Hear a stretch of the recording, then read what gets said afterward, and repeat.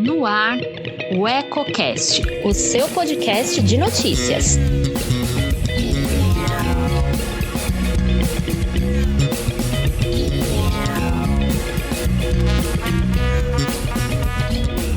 Olá, aqui é a Priscila Pegatin e te convido a acompanhar agora o Eco Brasil, com as principais notícias do país e do mundo nesta sexta-feira, dia 24.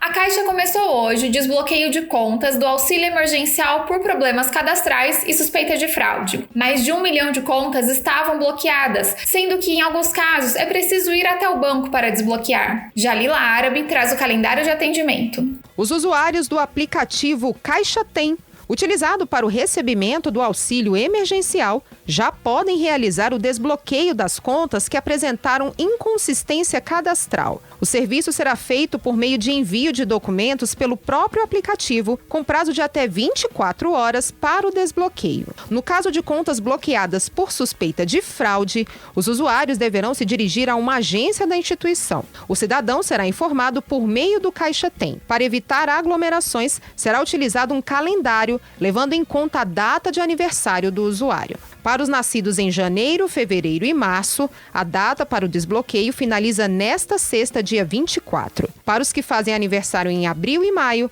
a data para se dirigir à agência é de 27 a 31 de julho. Os nascidos em junho e julho, de 3 a 7 de agosto. Quem faz aniversário em agosto, setembro e outubro, tem entre os dias 10 e 14 de agosto para ir até uma agência. Novembro e dezembro ficam com as datas de 17 a 21 de agosto. O presidente da Caixa, Pedro Guimarães, avaliou como pequeno o prejuízo causado por contas fraudadas, justamente porque foram bloqueadas. A estimativa é de que 1.300.000 contas tenham sido bloqueadas, sendo 51% por suspeita de fraude e 49% por problemas cadastrais, esses podendo ser solucionados pelo próprio aplicativo.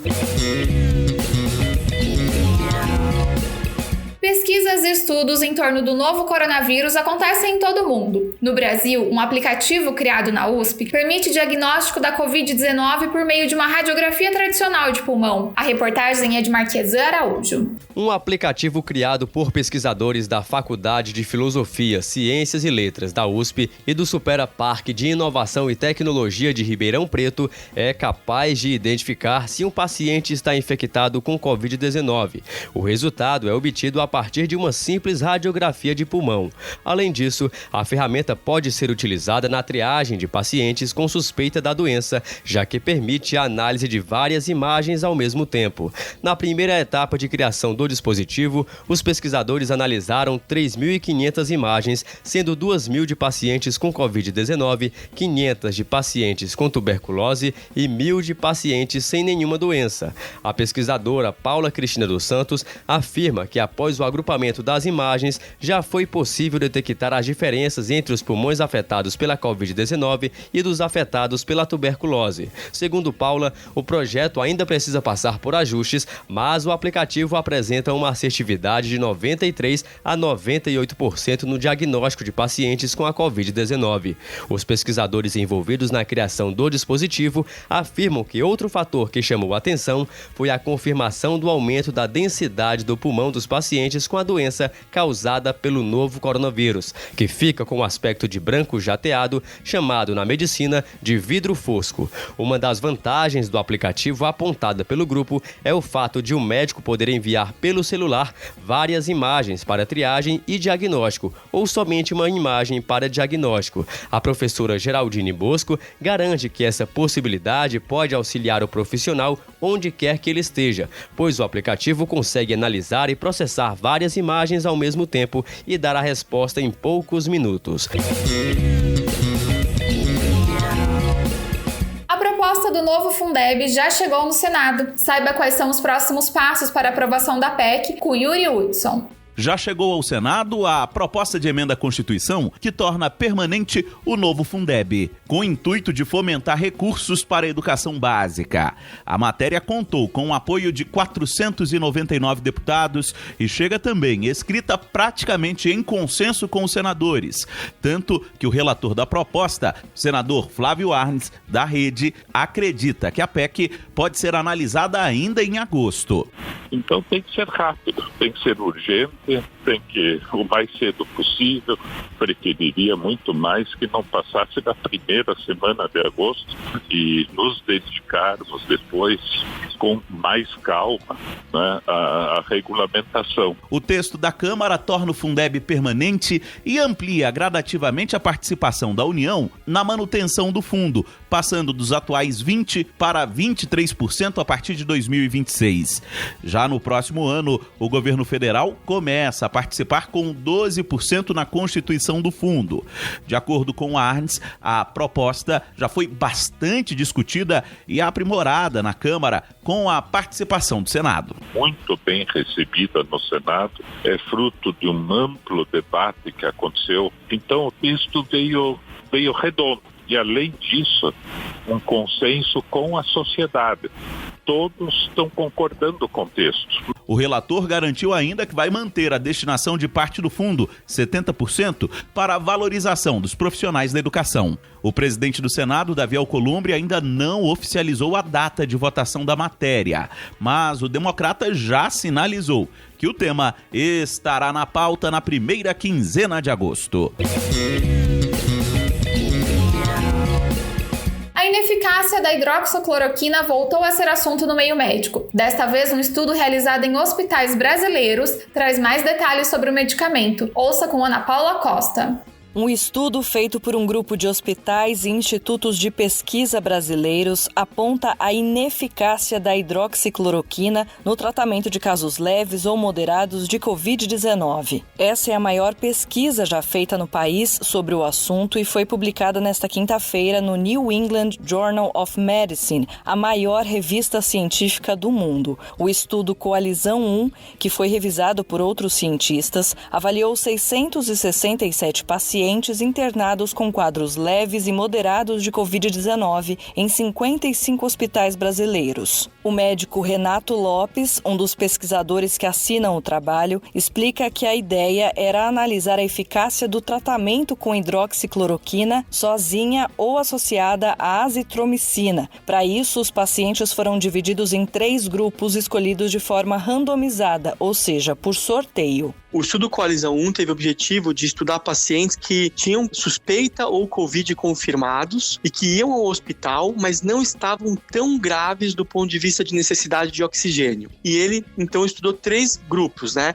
Um grupo com a hidroxicloroquina, né? O outro grupo com a hidroxicloroquina mais a azitromicina, que é um antibiótico, e o terceiro grupo só o controle, né? Ou seja, não recebeu nada dessas medicações, para ver se ia ter alguma diferença em 15 dias no que acontecia com o doente. E basicamente mostrou-se que não teve nenhuma diferença. A porcentagem de recuperados entre os grupos ficou muito parecida: 69%, 64% e 68%. Por outro lado, os grupos que usaram os medicamentos tiveram mais efeitos adversos, como alterações em exames de eletrocardiograma e de exames que apontam lesão no fígado. O pesquisador Renato Lopes destaca a importância desse estudo para o país e principalmente para orientar os médicos que estão na linha de frente do combate à Covid-19. Acho que é importante as pessoas entenderem que a conduta médica ela não é simples. Ela tem que ser feita sempre baseado nas evidências mais sólidas que nós temos. A importância desse estudo é que ele é um estudo muito bem desenhado, que pegou uma população que não tinha sido estudado tão bem antes e mostrou com o rigor científico mais elevado que nós podemos ter que a droga e a combinação dela não funcionou.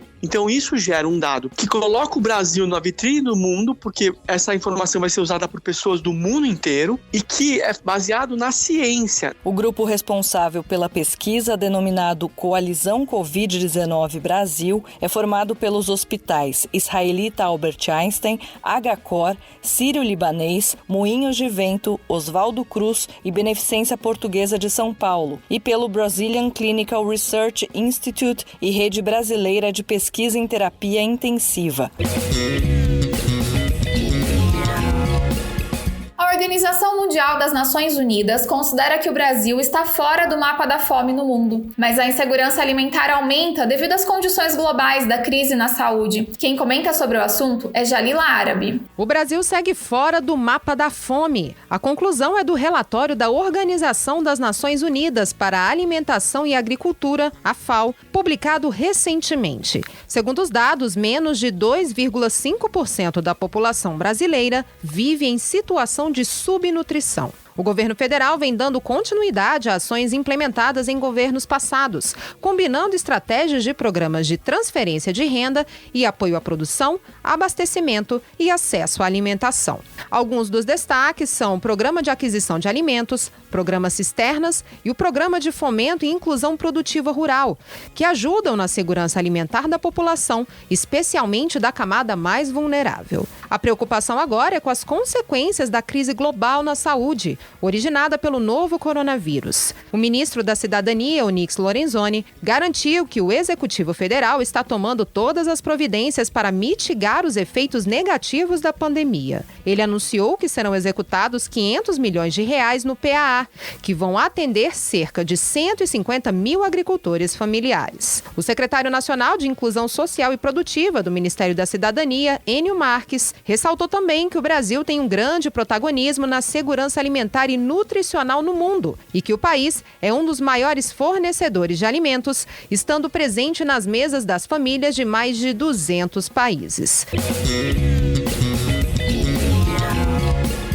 O Eco Brasil de hoje fica por aqui. Esta é uma parceria com as agências Brasil 61 e Rádio Web. Nos encontramos na segunda-feira, no mesmo horário. Se preferir, ouça o nosso podcast a qualquer hora do seu dia. Inscreva-se em nosso canal e ative as notificações para se manter bem informado. Não esqueça de deixar o seu like e compartilhar com os amigos. Até mais!